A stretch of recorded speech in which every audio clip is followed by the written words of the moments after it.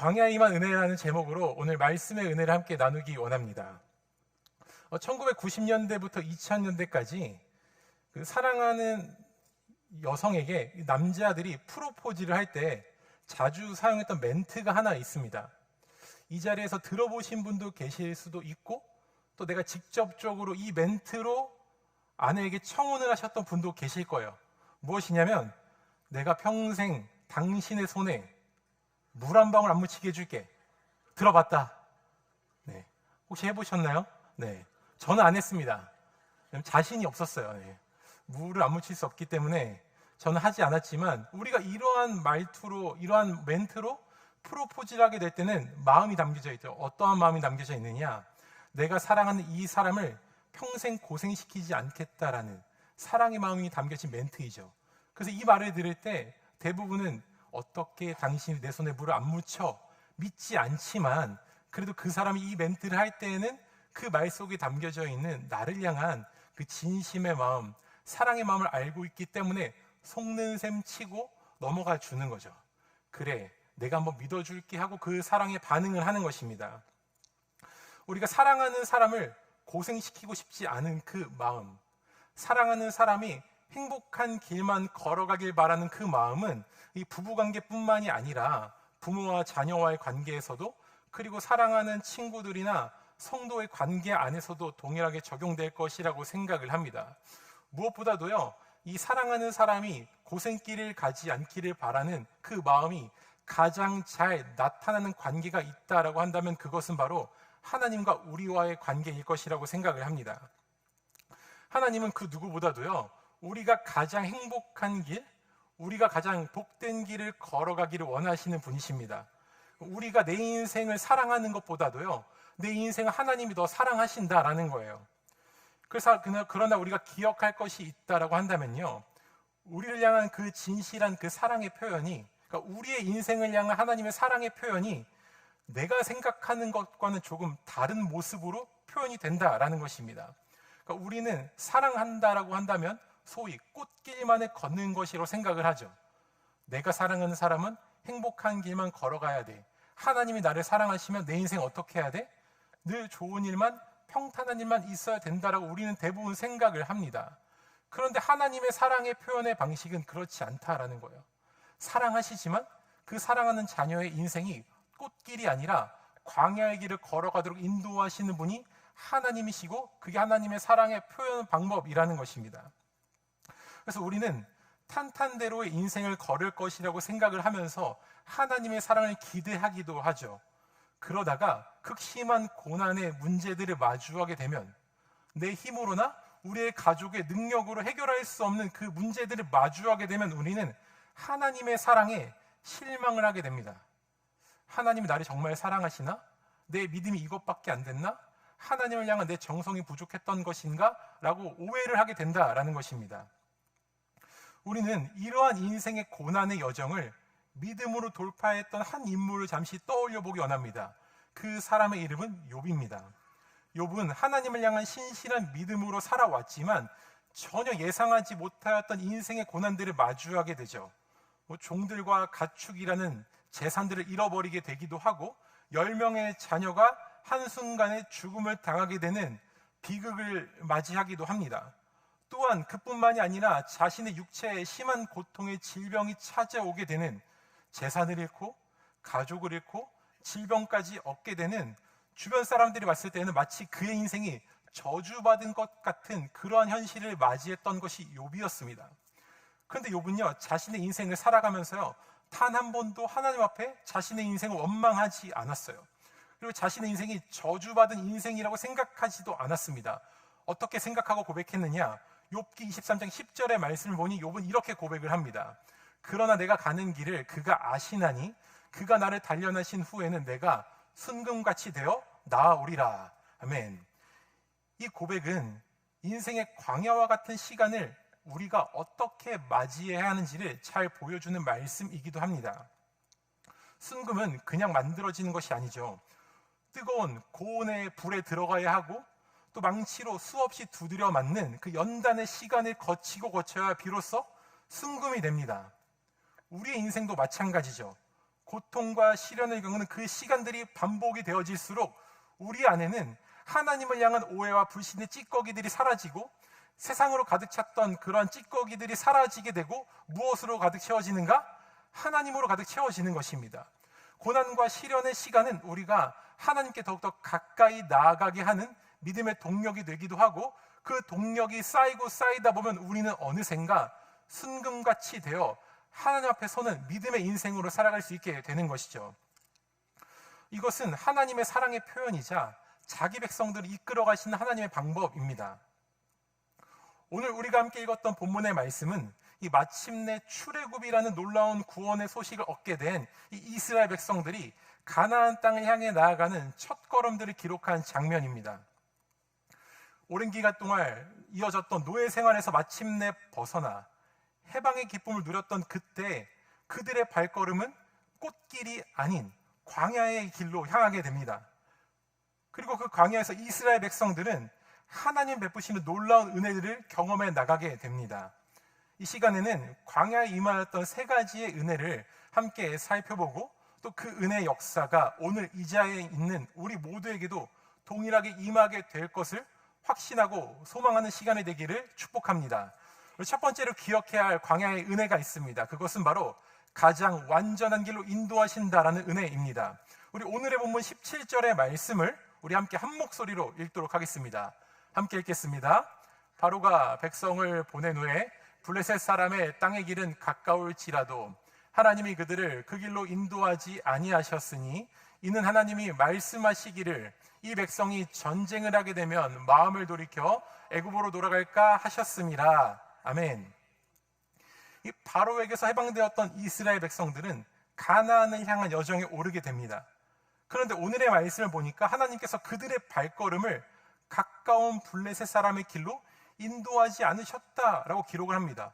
무엇이냐? 가까운 길이 아닌 먼 길로 인도하셨다라는 것이죠. 이는 하나님의 인도하심에는 분명한 목적과 이유가 있음을 보여주는 장면이기도 합니다. 당시 애굽에서 가나안으로 향하는 가장 일반적인 길은 소위 비아마리스라고 불렸던, 또 이집트에서는 호루스의 길이라고 불렀던 블레셋 사람의 길이었습니다.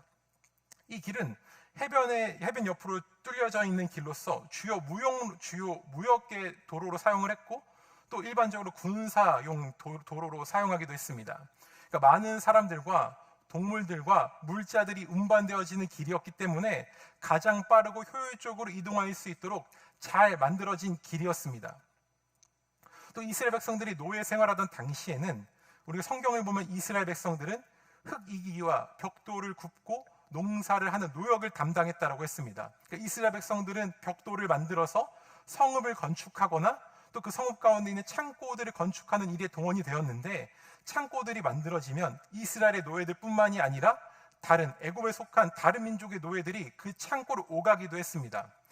고대 문헌을 살펴보면 애굽은 노예들을 농사일에 투입을 하기도 하였고, 벽돌과 건축에 투입을 하기도 하였고, 무역을 하는데 짐을 나르거나 낙타와 나귀들을 끄는 그런 무역의 노예로 활용하기도 했다라고 합니다. 그러니까 이스라엘 백성들은 무역에 투입되었던 노예들을 통하여 이 물건이 블레셋으로 갔네, 이 물건이 블레셋에서 왔네, 그 길은 어떤 길이야, 그 길은 얼마나 걸리는 길이야 라는 것들을 대략적으로 알고 있었다라는 것이죠. 자, 그러면 출애굽하여 가나안 땅으로 향해 가게 되는 이스라엘 백성들의 머릿속에는 어떠한 길이 있었겠습니까? 블레셋 사람의 길이 있었겠죠.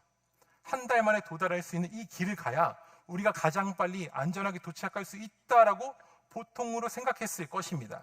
그런데 하나님은 그들의 발걸음을 이 블레셋 사람의 길이 아니라 18절의 말씀을 보니까 이스라엘 백성을 그 길로 인도하지 않으시고 홍해의 광야길로 돌리셨다라고 말합니다. 홍해의 광야길로 돌려서 인도하셨다라는 것이죠. 한 달 만에 도착할 수 있는 길이 아니라 우리가 이후에 기록된 말씀을 통해서도 알고 있듯이 무려 40년이 걸리는 시간을 걸리게 하셔서 가나안 땅에 도착하게 하신 것입니다. 만약 하나님께서 우리에게 한 달 만에 약속의 땅에 도착할 수 있는 길을 선택할래? 아니면 40년이 걸리는 광야의 길을 선택할래? 라고 물으신다면 저는 한 달이 걸리는 길을 선택할 것 같아요. 하나님, 40년이 무슨 말입니까? 한 달 바짝 고생하고 도착하는 게 훨씬 효율적이지 않습니까? 라고 되물었을 것 같습니다.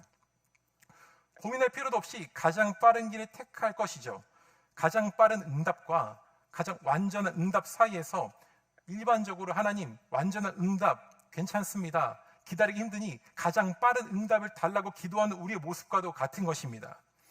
그런데 우리는 이 인생의 질문 앞에서 기억해야 할 것이 있어요. 무엇이냐? 하나님의 생각은 우리의 생각과 다르며 하나님의 계획과 생각은 가장 완전하다라는 것입니다. 우리의 생각은 불완전해요. 우리의 한계가 있잖아요. 인간의 IQ가 아무리 뛰어나도 300을 넘지 못하지 않습니까? 근데 하나님의 그 지혜와 권능은 무한하시기 때문에 인간의 생각은 제 아무리 지혜롭고 뛰어나다고 할지라도 하나님의 생각을 뛰어넘을 수 없다라는 겁니다. 그럼에도 우리는 내가 참을 수 있는 시간의 한계를 넘기고 내가 예상했던 방법과 전혀 다른 방식으로 하나님이 일하심을 경험하게 될 때 불만과 불평과 의심이 마음 가운데 차오르게 되는 것이죠. 그런데 오늘의 말씀에서는 하나님은 이러한 연약한 우리의 마음까지도 우리의 한계까지도 다 알고 계셨다라고 증거합니다. 17절의 중반절의 말씀을 보니까 하나님은 이 백성이 전쟁을 하게 되면 마음을 돌이켜 애굽으로 돌아갈까 하셨음이라 라고 말합니다. 그러니까 이스라엘의 한계도 알고 계셨고 이스라엘의 연약한 마음도 하나님은 알고 계셨다라는 것이죠. 이스라엘 백성들이 만약 블레셋 사람의 길로 가서 그들의 군사를 만나게 되었다라고 한다면 결코 전쟁에 승리할 수 없었을 것입니다. 하나님은 알고 계셨어요. 물론 전쟁의 주관자가 되시고 능력이 한이 없으신 하나님은 블레셋과의 전투에서 단번에 승리를 하게 하실 수도 있었어요. 그런데 문제는 무엇이냐? 아직 이스라엘 백성들은 그 하나님의 은혜를 받아들일 믿음의 준비가 되어 있지 않았다라는 것입니다. 그 영적인 훈련이 전혀 안 되어 있었던 상태였죠. 그러니까 하나님은 자칫 그러한 기적들을 통하여 이스라엘 백성들이 하나님의 기적만을 바라보는 연약한 신앙, 하나님의 기적만을 간구하려고 하는, 하나님을 이용하려고 하는 얄팍한 신앙의 모습이 쌓이게 될까? 하나님은 블레셋 사람의 길이 아니라 본격적으로 훈련시키시기 위하여 광야의 길로 돌리시는 선택을 하신 것입니다. 이 광야 여정을 통하여 수백 년간 몸에 배어져 있던 노예 근성과 패배 의식을 벗겨내고 믿음의 백성으로 거듭나게 하시려는 하나님의 선하신 뜻이 이 인도하심 안에 담겨져 있었던 것이죠. 이러한 상황에 대하여 잠언 16장 9절에서는 사람이 마음으로 자기의 길을 계획할지라도 그의 걸음을 인도하시는 이는 누구시다? 여호와이시다 라고 고백을 합니다. 사랑하는 우리 성도 여러분, 하나님은 우리를 광야로 이끄심으로써 우리가 우리의 방법과 우리의 생각을 내려놓게 하십니다. 하나님의 방법과 생각만을 신뢰하도록 이끌어 가십니다. 그러나 우리는 이 광야의 시간이 여전히 반갑지가 않죠. 그래서 하나님께 불만이 생겨나기도 합니다. 이러한 마음은 때로는 하나님의 인도하심을 거부하게 만들기도 합니다. 만약 이스라엘 백성들이 하나님의 뜻을 불신하여서 하나님, 제 생각과 판단이 옳습니다, 블레셋 길로 한번 가보시죠 하고 그 길로 갔다라고 한다면 이 이스라엘 백성들은 가나안 땅에 결코 도착하지 못했을 것입니다. 성경에 기록된 대로 마음을 돌이켜 애굽으로 돌아갔던지 아니면 블레셋의 새로운 노예가 되어 또다시 노예의 새로운 역사를 써 나려갔을지도 모르겠습니다. 하지만 이러한 모든 상황까지 알고 계셨던 하나님은 우리의 마음이 감당할 수 있는 길, 우리의 마음이 오직 하나님으로만 가득 채워져 갈 수 있는 길로서 무엇을 선택하시느냐? 광야를 선택하신 것입니다. 2022년 저는 미국에서 유학과 함께 또 한인교회에서 사역을 할 수 있도록 오랜 기간 동안 기도하며 준비를 하였었습니다. 그리고 그해 8월에 학생 비자를 받게 되었고 비자를 받게 됨과 동시에 오렌지 카운티에 있는 한 교회에서 풀타임 사역까지 약속을 받게 되었습니다. 사역을 하면서 공부까지 할 수 있도록 약속을 받게 되었는데 그렇게 그러한 약속을 받고 12월 21일 아내와 함께 부푼 꿈을 가지고 비 오는 날 LA에 도착을 하게 되었습니다. 그런데 도착한 후 2주일이 지났을 무렵이었는데 약속되었던 교회에서 갑작스럽게 교회의 사정으로 인하여 저를 이제 사역자로 청빙할 수 없게 되었다는 연락을 주셨던 거예요. 코로나 이후에 교회 사정이 어렵게 되어서 양 목사님 우리 교회로 부를 수 없습니다 라고 했던 거였습니다.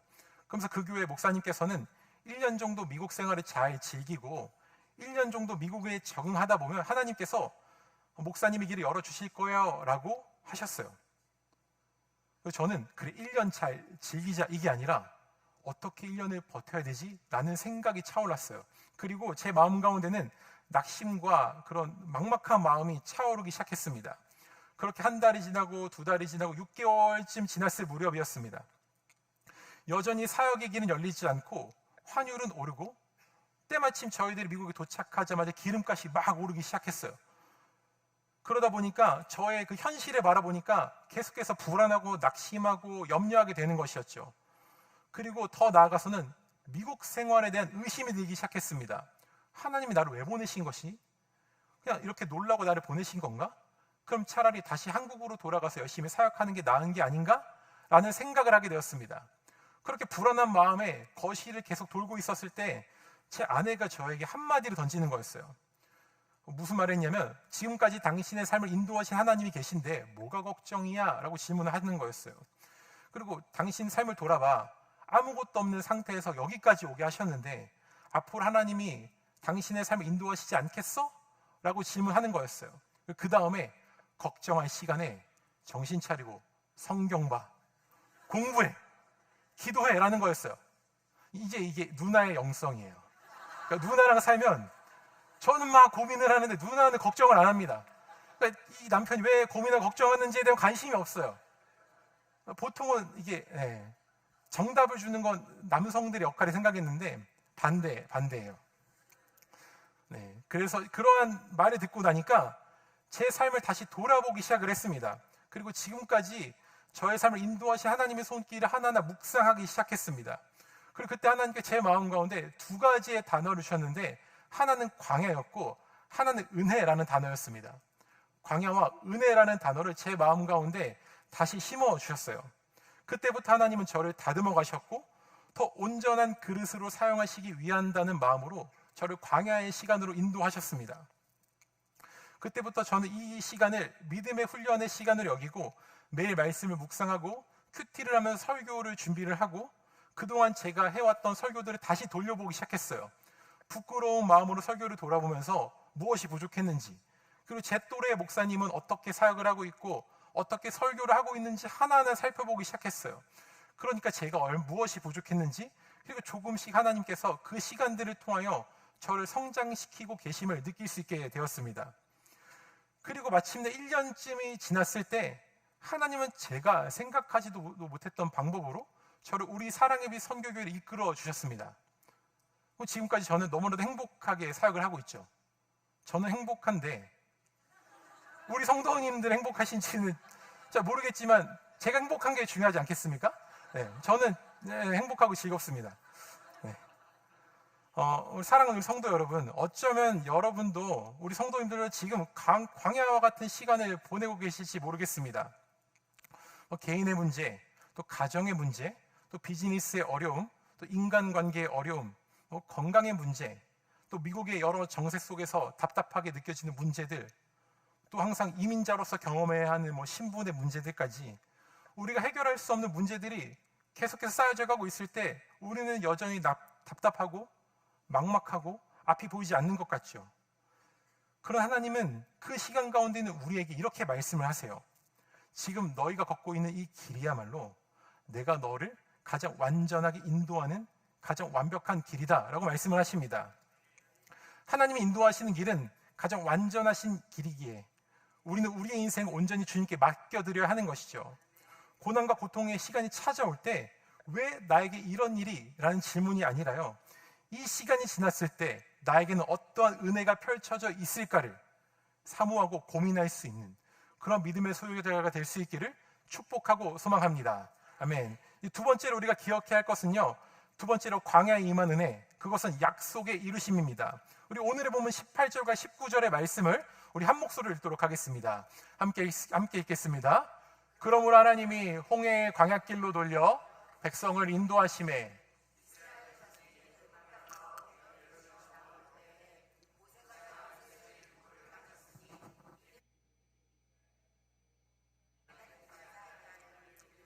하나님이 반드시 너희를 찾아오시리니 너희는 내 유고를 여기서 가지고 나가라 하였음이더라. 아멘. 말씀을 보니 출애굽하여 가나안으로 향해 나아가는 이스라엘 백성들이 요셉의 유고를 가지고 나왔다라고 기록을 합니다. 그러면서 성경은 이 요셉의 유고를 가지고 나온 것이 미신적이고 우상적인 행동이 아니라 하나님의 분명한 목적과 이유가 있음을 또 기록을 하고 있어요. 그 이유를 살펴보면 요셉이 이스라엘 자손으로 단단히 맹세하여 이르기를 하나님이 반드시 너희를 찾아오실 것이니 그때 요셉의 유고를 가지고 나가라라는 것이었습니다. 이 요셉의 유언은 단순히 그의 육체가 약속의 땅에 묻히기를 바라는 그런 소망의 표현이 아니었어요. 그러니까 내가 죽으면 나중에 우리가 해방이 되면 그 땅에 나의 뼈를 묻어다오, 이러한 메시지가 아니었어요. 무엇이냐? 훗날 이스라엘의 백성들이 하나님의 신실하신 약속을 기억하고 이 대대손손 이스라엘의 새로운 세대들이 하나님의 역사와 약속을 기억하도록 하기 위한 신앙적인 메시지였던 것입니다. 우리가 믿음장으로 잘 알고 있는 히브리서 11장의 말씀에는 믿음의 선진들에 대한 내용들이 차곡차곡 기록이 되어져 있습니다. 그리고 그 이후에 12장 1절의 말씀을 보면 이러한 말씀이 기록이 되어져 있어요.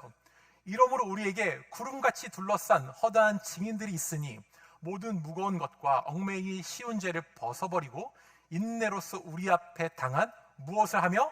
경주를 하며. 히브리서에 기록된 말씀과 같이 믿음의 선진들이 남긴 이 발자취는요, 오늘에 살아가는 우리가 믿음의 경주를 달려갈 수 있는 증거이자 위로요, 격려가 되는 것입니다.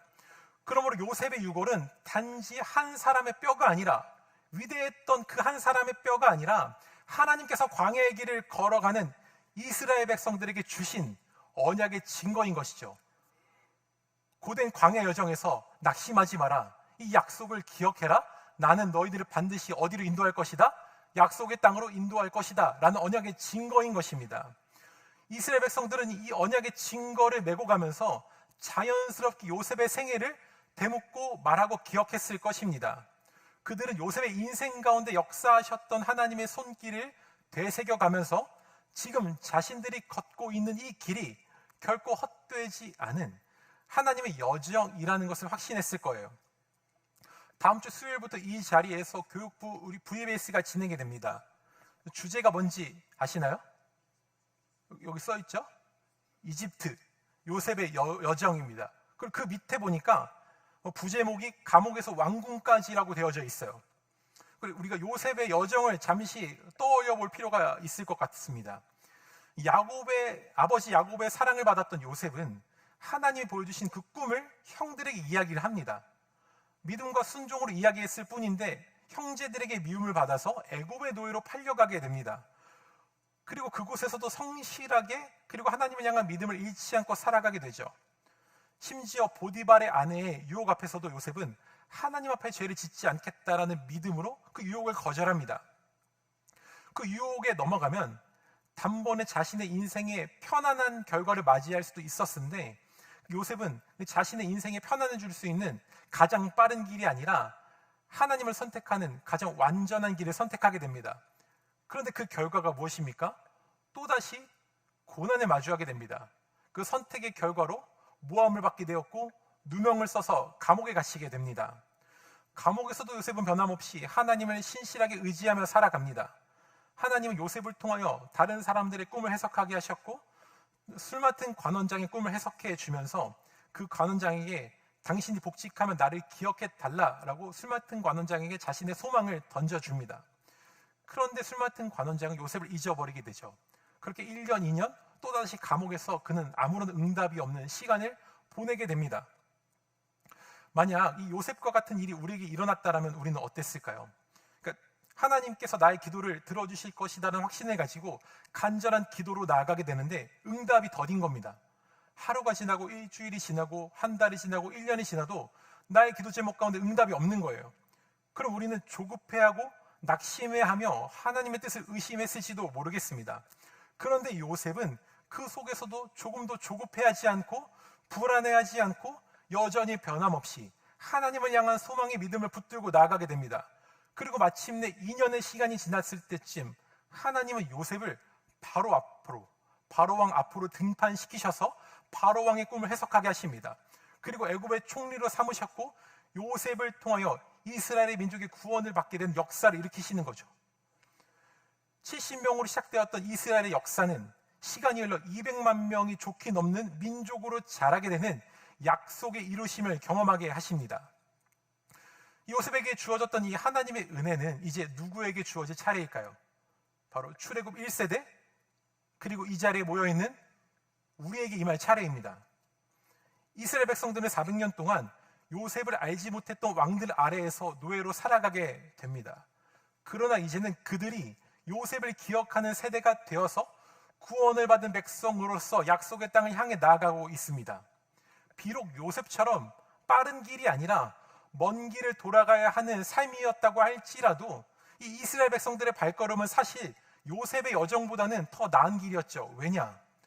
요셉을 통하여 이미 증거되어지고 증명된 하나님의 약속이 이스라엘 백성들의 손에 붙들려 있었기 때문입니다. 하나님은 이스라엘을 지나 오늘 우리의 삶 가운데도 동일한 약속으로 인도하십니다. 우리 역시 빠르고 효율적인 길이 아니라 또다시 광야를 걷고 광야를 돌고 또 돌아야 하는 길을 걷게 될 것입니다. 예상하지 못했던 고난과 시련이 이미 다가왔거나 또 마주하게 될지도 모르겠습니다. 그러나 하나님은 이스라엘의 백성들이 요셉의 약속을 붙들었듯이 우리도 하나님의 약속을 붙들기를 원하십니다. 그리고 사도 바울을 통하여 한 가지 약속을 주셨는데 로마서 8장 18절의 말씀입니다. 현재의 고난은 장차 우리에게 나타날 영광과 비교할 수 없도다. 지금 우리의 현실이 눈물과 고통의 시간이라 할지라도 이 고난은 우리의 인생의 끝이 아니라고 주님은 말씀하십니다. 하나님의 은혜는 지금도 우리와 함께하고 계시며 이 길 끝에는 반드시 예비하신 은혜와 구원의 영광이 있다라는 것이죠.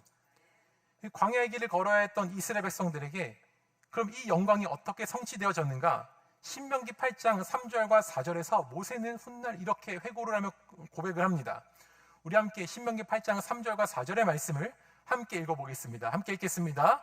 너를 낮추시며 너를 줄이게 하시며 또 너도 알지 못하며 내 조상들도 알지 못하던 만나를 내게 먹이신 것은 사람이 떡으로만 사는 것이 아니요 여호와 입에서 나오는 모든 말씀으로 사는 줄을 내가 알게 하려 하심이니라. 이 40년 동안 내 의복이 헤어지지 아니하였고 내 발이 부르트지 아니하였느니라. 아멘. 사랑하는 우리 성도 여러분, 우리가 걷는 광야의 길은 머리털 끝 하나 발끝 하나 부르트지 않는, 상하지 않는 하나님의 놀라운 은혜를 경험하는 복된 자리가 될 줄 믿습니다. 광야의 한가운데서 우리 삶 가운데 역사하시는 주님이 이루신 그 약속의 능력을 체험할 수 있는 우리의 삶이 될 수 있기를 축복하고 또 소망합니다. 아멘. 끝으로 우리가 기억해야 할 광야에 임한 은혜가 있다면 그것은 우리를 떠나지 않으시는 은혜입니다. 오늘의 본문 20절에서 22절까지의 말씀 우리 한 번 더 읽어보겠습니다. 함께 읽겠습니다. 그들이 숲곳을 떠나서 광야 끝 에담의 장막을 치니 여호와께서 그들 앞에서 가시며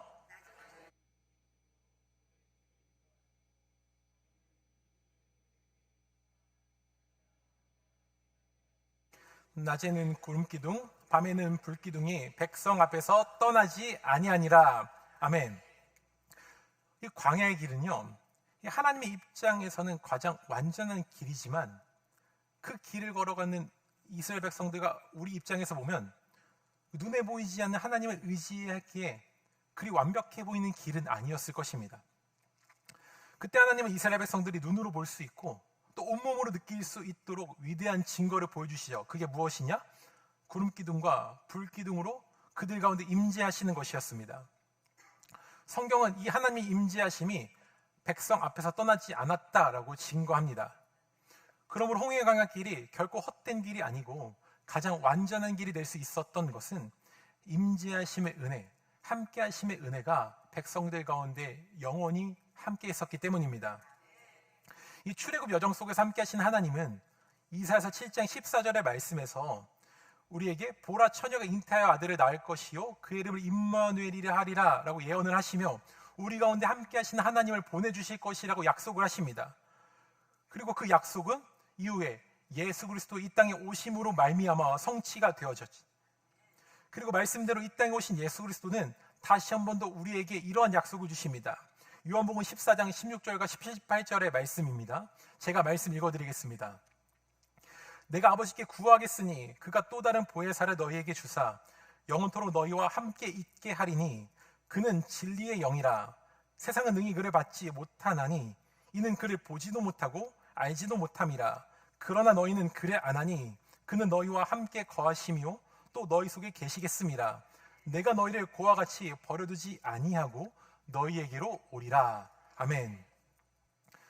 주님께서는 이 자리에 보혜사 성령을 보내어 주셔서 우리와 영원히 함께 하시겠다라고 말씀하십니다. 그 성령을 보내어 주셔서 우리를 고와 같이, 부모 없는 자녀같이 내버려 두지 않겠다라고 선언하셨어요. 그러므로 광야와 같은 세상에 던져져 있다고 할지라도 우리는 결코 혼자가 아니라는 것이죠. 그러니까 우리가 걸어가는 인생의 길은 우리가 혼자 걷는 길이 아니다라는 것입니다. 그럼에도 여전히 우리는 내 안에 있는 두려움과 염려의 마음에서 자유롭지 못할 수가 있어요. 그때 우리는 무엇을 해야 하느냐? 두려움과 염려와 낙심이 찾아올 때 두렵지 않은 척, 염려가 없는 척 하는 것이 아니라요, 그때 우리는 나와 함께 하시는 주님 앞에 나의 마음을 속 시원히 낱낱이 꺼내어 놓는 것이죠. 눈물이 나면 눈물을 흘리고, 아프면 아프다고 소리를 치고, 괴로우면 괴롭다고 소리를 치는 겁니다. 하나님, 제 마음 가운데 하나님을 향한 원망이 차오릅니다. 이 원망을 어떻게 해야 합니까? 라고 하나님 앞에 속 시원히 쏟아놓는 것이죠. 왜냐? 하나님은 우리의 신음소리까지도 들으시기를 원하시고, 작은 소리까지도 흘려보내지 않으시고, 다 하나하나 들으시고 응답해 주시는 인자와 긍휼이 한이 없으신 사랑의 하나님이시기 때문입니다. 출애굽기 2장 23절에서 25절의 말씀을 보면요, 이스라엘을 향한 출애굽의 역사가 왜 시작이 되었는지를 기록한 말씀이 있습니다. 제가 말씀 읽어드리겠습니다. 여러 해 후에 애굽 왕은 죽었고 이스라엘 자손은 고된 노동으로 말미암아 탄식하며 부르짖으니 그 고된 노동으로 말미암아 부르짖는 소리가 하나님께 상달된지라. 하나님이 그들의 고통 소리를 들으시고 하나님이 아브람과 이삭과 야곱에게 세운 그의 언약을 기억하사 하나님이 이스라엘 자손을 돌보셨고 하나님이 그들을 기억하셨더라. 괴로움 가운데 부르짖는 소리, 고통 가운데 울부짖는 이스라엘의 소리를 누가 들으셨다? 하나님이 들으셨다라는 겁니다. 그 소리를 들으시고 그들과 함께 하셨던 약속을 기억하셔서 다시 한 번 더 이스라엘 백성들을 주님의 선하심과 인자하심으로 발걸음을 인도해 가시는 거죠. 그러니까 우리는 우리 마음 가운데 괴로움이 찾아올 때, 아픔이 찾아올 때, 고민이 찾아올 때, 근심이 찾아올 때 세상의 방법을 찾는 것이 아니라 하나님을 찾아야 되는 것입니다. 가장 먼저 하나님을 찾고 가장 먼저 하나님 앞에 내 마음의 모든 것들을 쏟아내야 하는 것이죠. 그래야 그때 비로소 우리 마음 가운데 무엇이 채워질 수 있느냐? 하나님이 채워질 수 있는 것입니다. 이 구름기둥과 불기둥의 말씀을 보면 하나님은 이스라엘 백성들이 걸어가야 할 길을 뒤에서 따라가지 않으셨어요. 그들이 가야 할 길을 앞에서 인도하셨습니다. 이스라엘 백성들은 하나님만 따라가기만 하면 가장 완전한 길로 갈 수 있었던 것이죠. 무엇이냐? 우리도 누구 안에 거하는 믿음의 삶, 하나님 안에 거하는 믿음의 삶을 살아야 한다라는 것입니다. 하나님께 벗어나면 절대 안 되는 것이에요. 저의 어린 시절을 돌아보면 대략 10살이 되던 해까지 저는 항상 어떠한 문제가 있으면 가장 먼저 아버지와 어머니를 찾았던 기억이 있습니다. 세상의 모든 자녀들이 대략 한 10살, 9살 정도 될 때까지는 우리 아빠가, 자기 아빠가 슈퍼맨이라고 생각을 해요. 우리 아빠가, 우리 엄마가 모든 것을 해줄 수 있다라고 생각을 하는데, 그러다가 이제 점점 세상에 물이 들고 이제 미운 몇 살을 지나고 중학생이 지나고 고등학생이 지나고 사춘기를 맞이하면서 점점 이제는 스스로가 부모님이 없어도 내 인생을 내가 책임질 수 있다라고 생각을 하는 거죠. 저도 중학생이 되고 고등학생이 되면서 이제 나는 부모님이 없어도 내 인생 정도는 큰 어려움이 없겠다라고 생각을 했던 적이 있습니다. 그런 중 아버지께서 암에 걸리시게 되었고 일을 할 수 없게 되자 그때 아버지가 없으면 우리 집은 정말 힘들겠다라고 생각을 했던 적이 있습니다. 그런 중 제가 미국 나이로 18살이 되었을 때쯤 아버지께서 돌아가시게 되었고, 그때 여러 가지 가정들의 어려움이 찾아오게 되었을 때 그때 저는 이제 나는 어떻게 살아야 되나? 이제 우리는 누구를 의지하며 살아가야 되나?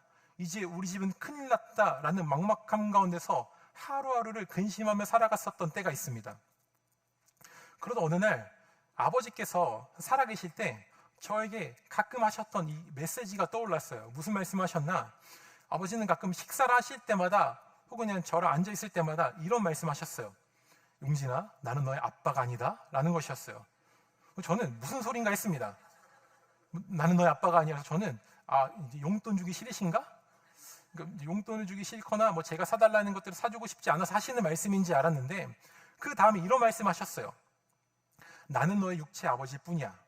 너의 아버지는 내가 아니라 하나님이다. 그러니까 이제는 아빠를 의지할 생각하지 말고 하나님만 의지해라는 것이었어요. 그리고 돌아가시기 전에 저희 아버지가 집에서 쓰러지시게 되었고 중환자실로 가셔서 병상에서 마지막으로 남기셨던 메시지가 있는데 그게 무엇이냐면 하나님 아버지 잘 믿어라 였습니다. 저희 아버지는 목사님도 아니셨고 또 그렇게 뛰어난 신앙인도 아니셨습니다. 굉장히 투박한 신앙을 가지고 계셨는데 그 한 가지만큼은 확실하게 아셨던 것 같아요. 이 아들의 인생이 이 땅에 영원하지 못한 육체의 아버지가 아니라 영원히 함께 하시는 하나님을 의지하는 인생이 될 때 그때 이 아들의 인생이 복이 될 것이다라고 확신하셨던 것 같아요. 그리고 그 영원하신 하나님 아버지가 내 아들의 인생을 맡아주시게 될 때 이 아들의 인생이 정말 복된 인생으로 나아갈 수 있을 것이다라고 생각하셨던 것 같아요. 그러니까 하나님이 너의 아버지다. 하나님을 잘 믿어야 된다. 이 한마디가 아버지께서 저에게 주셨던 최고의 유산이자 선물이 아닐까 생각을 합니다. 하나님은 광야에서 구름기둥과 불기둥으로 이스라엘과 늘 함께 하셨습니다. 뜨거운 태양 아래에서는 그늘막이 되어주시기도 했고 칠흑 같은 밤에는 빛과 온기가 되어주셨습니다. 거기에 더하여 광야 곳곳에 도사렸을 들짐승들과 독충들로부터는 초자연적인 보호를 늘 베풀어 주셨어요. 이 자리에는 저와 우리 모두도 여전히 하나님의 인도하심과 보호하심에 있는 존재이죠. 그렇게 우리의 믿음이 하나님 안에 거하게 될 때 우리의 근심이 되는 세상과 우리의 영혼을 무너뜨리려고 하는 그 사탄의 위협 앞에서 우리는 자유할 수 있게 되는 것입니다. 세상은 날마다 우리의 믿음을, 우리의 영혼을 무너뜨리려고 합니다. 그러나 우리가 하나님 안에 거는 믿음이 될 때 하나님은 구름기둥과 불기둥으로 우리를 보호하셔서 그 거대한 하나님의 능력 앞에 사탄이 굴복하게 만드는 것이죠. 그러므로 우리가 때로는 영적인 침체와 영적인 무력감과 영적인 탈진들이 찾아오게 될 때 우리는 가장 먼저 무엇을 바라보아야 하느냐? 하나님을 바라봐야 하는 것입니다. 하나님 안에 거하는 삶을 살아가게 될 때 우리는 가장 안전한 길로 나아갈 수 있는 것이죠. 그렇게 시편 42편 5절에서 시인도 이렇게 고백을 합니다. 내 영혼아 내가 어찌하여 낙심하며 어찌하여 내 속에서 불안해하는가? 너는 하나님께 소망을 두라. 그가 나타나 도우심으로 말미암아 내가 여전히 찬송하리로다. 이 시인과 같이 내가 하나님 안에 거하는 삶이 된다라고 한다면 우리는 낙심하고 불안해할 필요가 없다라는 것이죠. 반대로 낙심과 이 불안의 상황이 찾아오게 된다라면 우리는 누구에게 소망을 두어야 한다? 하나님께 소망을 두어야 한다라는 것입니다. 이렇게 살아가게 될 때 비로소 광야에서 체험하게 될 놀라운 은혜가 있습니다. 우리 끝으로 이사야 43장 19절과 20절의 말씀을 우리 함께 읽겠습니다. 함께 읽겠습니다. 보라, 내가 새 일을 행하리니 이제 나타낼 것이라. 너희가 그것을 알지 못하겠느냐? 반드시 내가 광야의 길을 사막의 강을 내리니 장차 들짐승 곧 승냥이와 타조도 나를 존경할 것은 내가 광야의 물을 사막의 강들을 내어 내 백성 내가 택한 자에게 마시게 할 것임이라. 아멘. 하나님은 지금도 우리를 떠나지 않으시며 새 일을 행하고 계신 능력의 하나님이십니다. 광야 가운데 길을 내시고 바위에서 샘물을 내시는 그 능력의 하나님께서 결국에는 우리의 발걸음을 구원의 길로, 약속의 땅으로, 응답의 자리로 인도하실 것을 믿습니다. 아멘. 이제 말씀을 맺도록 하겠습니다. 하나님은 가장 완전하게 그리고 가장 안전하게 우리의 삶을 인도하실 것입니다. 피할 길을 내시고 피할 길이 없으면 홍해를 가르시고 광야의 길이 없으면 광야의 새 길을 열어 우리의 발걸음을 인도하시는 능력의 하나님이십니다. 이러한 신실한 계획 아래 하나님은 우리에게 분명히 약속하셨습니다. 사랑하는 아들과 사랑하는 딸아, 광야에서도 반드시 은혜를 주겠다. 조금은 느릴지라도 가장 안전한 길로 너희를 인도하겠다. 더딘 듯 보여도 약속을 반드시 이루겠다. 그러니 너희가 이 길을 결코 혼자 걷지 않도록 내가 영원히 함께 할 것이다 라고 약속하십니다. 이 모든 말씀을 종합해보면 우리는 한 단어로 우리를 향한 하나님의 마음을 정리할 수 있을 것입니다. 그것은 바로 사랑입니다. 자기 백성을 향한 하나님의 사랑, 자신이 창조한 자녀들을 향한 하나님의 사랑, 그 사랑이 있기 때문에 우리의 발걸음은 광야에 멈추는 것이 아니라 광야를 멋지게 뚫고 지나 약속의 땅으로 나아가는 영광을 누리게 될 것입니다. 저와 우리 모두의 삶이 광야를 지나 약속의 땅으로 나아가는 복된 발걸음이 될 수 있기를 축복하고 또 소망합니다. 아멘.